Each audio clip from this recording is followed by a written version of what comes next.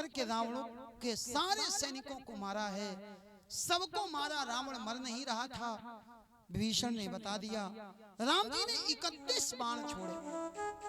10 बाणों ने जाकर के रावण के 10 सिर काट दिए, 20 बाणों ने जाकर के 20 भुजाएं काट दी, और एक बाण ने जाकर के रावण की नाभि से अमृत को सोखा है। रावण गिरा, और जैसे ही रावण गिरा सब जय जयकार करने लगे। बोलिए राजा रामचंद्र की जय हो। सीता जी को लौट करके लेकर के राम जी आए हैं। राम जी को लाने के बाद में राम जी को अयोध्या का राजा बना दिया। भागवत में राम जी की कथा केवल 2 अध्यायों में आई। राम जी की कथा बहुत सूक्ष्म रूप से भागवत में आई है। राम जी लौट करके आए, राजा बने, राम राजा बने और सीता जी रानी बनी।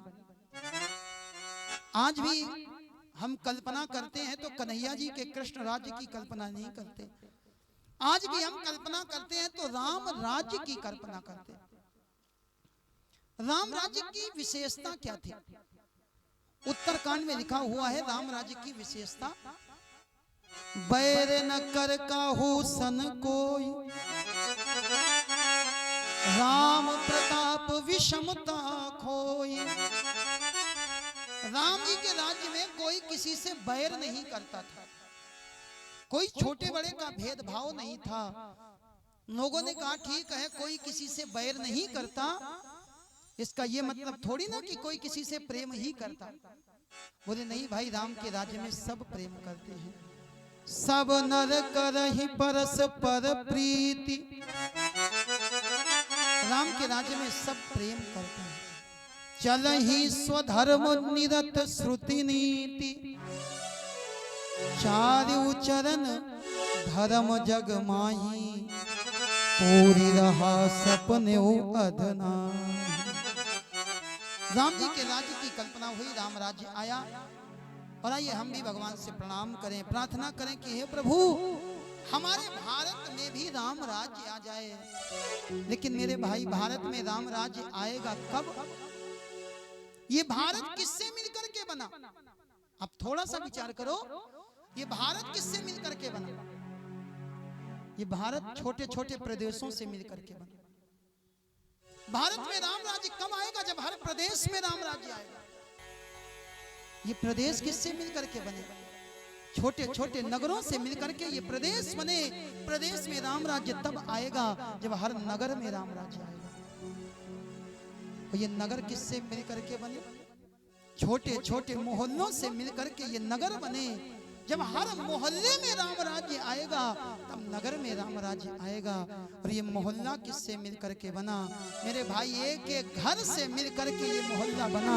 जब हमारे घर में राम राज्य आएगा तब इस भारत में राम राज्य आएगा। और राम राज्य आए इसके लिए हमको सबको आपस में प्रेम करना है। एक श्लोक में राम जी को प्रणाम करें और उसके बाद कन्हैया जी के जन्म की ओर भी चलना है। आज समय कुछ ज्यादा हो गया, कोई बात नहीं, आज तो ठाकुर जी का जन्म होना है। जन्म में, और आपको भी पता है, जन्म होते समय कोई निश्चित थोड़ी ना होता कि इतने बजे हो। अरे ये तो ठाकुर जी का जन्म है, होगा ही होगा। और थोड़ा विलंब हो जाए तो चिंता न करना, आज विलंब हुआ कल नहीं होगा। लेकिन कल ठाकुर जी का 56 भोग लगना है। कल भगवान को यहाँ पर 56 भोग लगाया जाएगा। खूब सुंदर सी व्यवस्था आयोजक शुक्ला परिवार के द्वारा की जाएगी। आप ये जरूर कुछ ना कुछ भोग के लिए ठाकुर जी के लाओ और ठाकुर को भोग लगाओ। कल ठाकुर का 56 भोग होगा और 56 भोग पाने में हो सकता है थोड़ी देर हो जाए, परसों नहीं होगा। लेकिन परसों, हाँ परसों तो संडे है और परसों तो ठाकुर जी का विवाह होगा। और शादी बारात में तो देर होती ही होती है। लेकिन भैया परसों देर हो गई तो सोमवार को बिल्कुल देर नहीं होगी। लेकिन सोमवार को क्या होगा? इस कथा का विश्राम होगा। जितनी कथा बची होगी सब सोमवार को कहनी होगी। तो पूरी कथा करने में अगर थोड़ी देर हो जाए तो चिंता मत करना, मंगल से बिल्कुल देर नहीं होगी।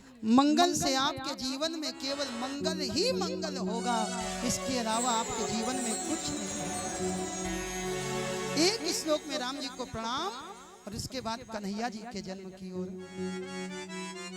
आदौ राम तपोवनादिगमनम हत्वा मृगं कांचनम वैदेही हरणं जटायुमरणं सुग्रीव संभाषणं बालिर्निग्रहणं समुद्रतरणं लंकापुरी दाहनं पश्चाद रावण कुंभकर्ण हननम एतद्धि रामायणम। बोलिए राजा रामचंद्र की जय हो। राम जी का जन्म हुआ, इसके बाद में चंद्र वंश का प्राकट्य हुआ। सुखदेव जी कहते राजन अथात श्रूयताम राजा वंशा सोमस्य पावनः। इस पवित्र चंद्र वंश की कथा सुनो। भगवान नारायण से ब्रह्मा जी की उत्पत्ति हुई। ब्रह्मा के पुत्र हुए अत्रि और अत्रि के पुत्र हुए चंद्रमा, जिनसे चंद्रवंश चला। चंद्रवंश में अनेकानेक राजाओं की कथा आई। चंद्रवंश में एक राजा कथा आई रंतिदेव जी महाराज।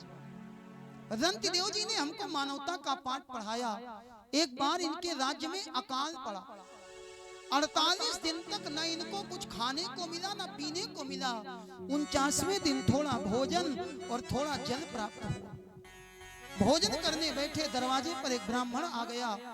आधा भोजन ब्राह्मण को दे दिया। आधा भोजन करने बैठे सूत्र आ गया, आधा भोजन सूत्र को दे दिया। विचार करने लगे केवल पानी पी लूंगा। इतनी देर में एक चांडाल आ गया, पानी भी चांडाल को दे दिया। ये तीनों और कोई नहीं, ब्रह्मा विष्णु महेश आज इनकी परीक्षा लेने के लिए आए थे। रंतिदेव ने मानवता का पाठ पढ़ाया। और मैं फिर कहता हूं मेरे भाई, केवल मानव बनने से काम नहीं चलेगा, हमारे जीवन में मानवता भी होनी चाहिए। चंद्रवंश की कथा सुनाते हुए सुखदेव जी ने राजा परीक्षित को बताया वसुदेव और देवकी के गर्भ से 8 संतानें उत्पन्न हुई। 8वें के रूप में परमपिता परमात्मा आए, जिन्होंने अधर्म का विनाश किया और धर्म की स्थापना करी। इतना कहने के बाद सुखदेव जी मौन हो गए। यहाँ पर 9वें स्कंद का विश्राम हुआ। 10वें स्कंद की कथा प्रारंभ होती। प्रश्न कर दिया परीक्षित जी ने। जब गुरु जी को मौन देखा तो प्रश्न कर दिया, गुरु जी कथितो वंश विस्तारो। अरे आपने सारी कथाएं बहुत अच्छे से सुनाई और हमारे कन्हैया की कथा बहुत छोटी सुनाई। कथितो वंश विस्तारो भवता सोम सूदे। आप इस चंद्रवंश की कन्हैया जी की कथा को विस्तार से सुनाइए। सुखदेव जी ने कहा राजा परीक्षित ठीक है सुनाऊंगा, लेकिन आज कथा का चौथा दिन है। 3 दिन बीत गए, चौथा दिन। 4 दिन से न तुमने कुछ खाया है न तुमने कुछ पिया है, क्या तुमको भूख प्यास नहीं लग रही? परीक्षित बोले गुरु जी भूख और प्यास पर किसी का अधिकार है नहीं। जब भूख लगती है तब भूख न जाने जूठा भात, और जब प्यास लगती है तब प्यास न जाने धोबी का घाट। गुरु जी भूख और प्यास किसी के बस में नहीं है, लेकिन मैं सत्य कहता हूँ मुझे भूख और प्यास लग ही नहीं रही। गुरु जी ने कहा तुमने ऐसा क्या खा लिया, ऐसा क्या पी लिया जो खाने पीने के बाद तुमको भूख प्यास नहीं लग रही? हाथ जोड़े पिबंतम त्वाम मुखाम भोज अच्युत हरि कथामृतम। आपके मुख से निकलने वाले भगवान के कथा रूपी अमृत को हमने पी लिया है, और अमृत पीने के बाद फिर संसार की साधारण चीजें अच्छी नहीं लगती। सूरदास जी ने लिखा जिमी अम्बुज रस चाख लियो तब क्यों करील फल खावे। सूरदास प्रभु काम धेनु तजी। सूरदास जी कहते हैं जिसने काम धेनु गाय का दूध पी लिया फिर छेरी कौन दुहावे। बोले फिर उसको बकरी का दूध अच्छा नहीं लगता। अरे हमने आपसे भगवान की कथा को पी लिया, अब संसार का खाना पीना हमको अच्छा नहीं लगता। सुखदेव जी बड़े प्रसन्न हुए। सुखदेव जी ने कहा राजन इस पृथ्वी पर अनेकानेक राक्षस राजा हो गए, और ये राक्षस किसको कहते? माफ करना राज